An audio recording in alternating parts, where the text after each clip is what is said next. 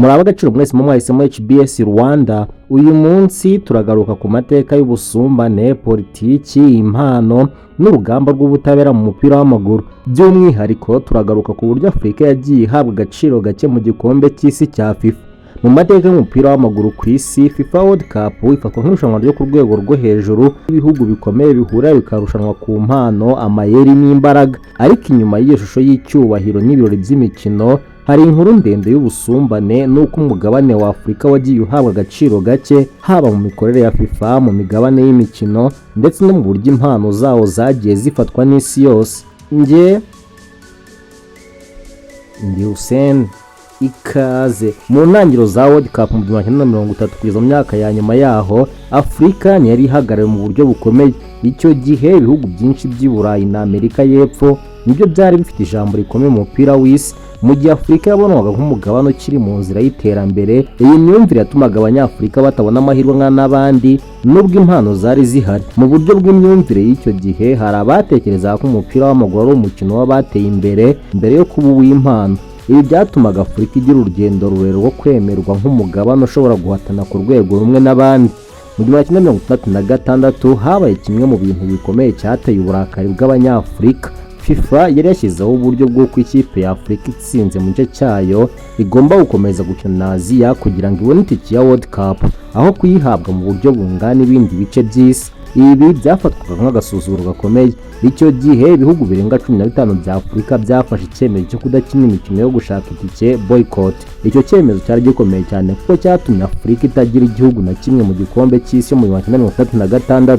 Ibi byagaragaje ko Afurika yari yiteguye kurwana ku cyubahiro cyayo aho kwemera gukina umukino utubahiriza uburinganire.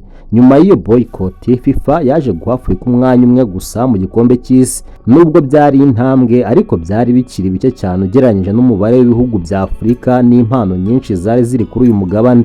Ibi byatumaga ibihugu nka Nigeria, Ghana, Cameroon, Senegal n'ibindi bihora bihatanira tike imwe, bigatuma urugendo rwo kugera mu gikombe cy'isi ruba rutoroshye cyane. Mu mateka y'imikino ubwayo, Afurika yagiye ihura n'ibibazo byinshi byagiye bitera impaka ku butabera bw'imisifurire.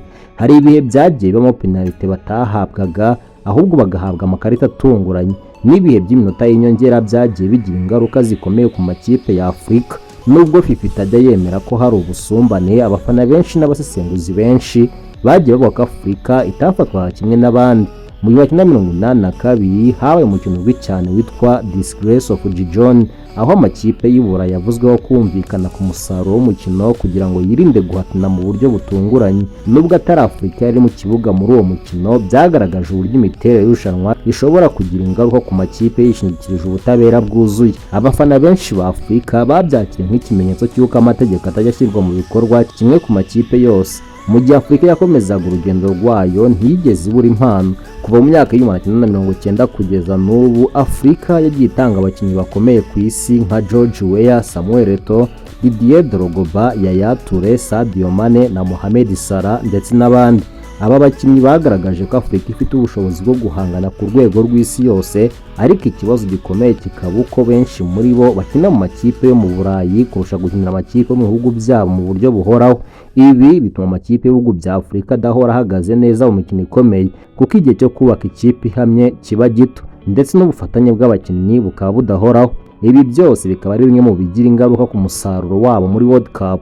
Ikindi kibazo cyagiye kigaragara ni imiyoborere y'umupira w'amaguru muri Afurika. Amashyirahamwe ya CAF n'ay'ibihugu yagiye avugwaho ibibazo bya ruswa, imicungire mibi, kudategura neza amarushanwa no kutita ku iterambere rirambye ry'umupira w'amaguru. Ibi bituma nubwo impano zihari, uburyo zibyazwa umusaruro butaba bwiza bihagije. Muri 2010 Afurika yageze ku rwego rukomeye ubwo World Cup yakinwaga bwa mbere ku mugabane wayo muri Afurika y'Epfo. Byari ibihe by'icyizere n'ishema ku mugabane wose. Ghana niyo kipe yageze kure cyane, igera muri quarter finals, yari hafi cyane kugera muri demi final, ariko nubwo byari ibyishimo, nta kipe ya Afurika yigeze igera kuri final.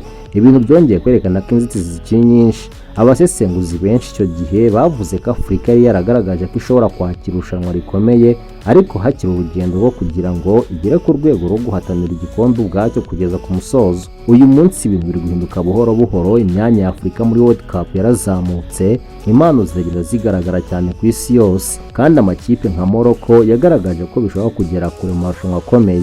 Afurika ntikiri umugabane witabira gusa ahubwo gutangira kugaragaza ko ishobora guhatana byuzuye. Nubwo bimeze bityo haracyari ibibazo bijyanye n'imiyoborere, imitegurire y'imikino n'uburinganire mu buryo amahirwe atangwa, ariko icyizere kirahari kandi impinduka ziragenda zigaragara.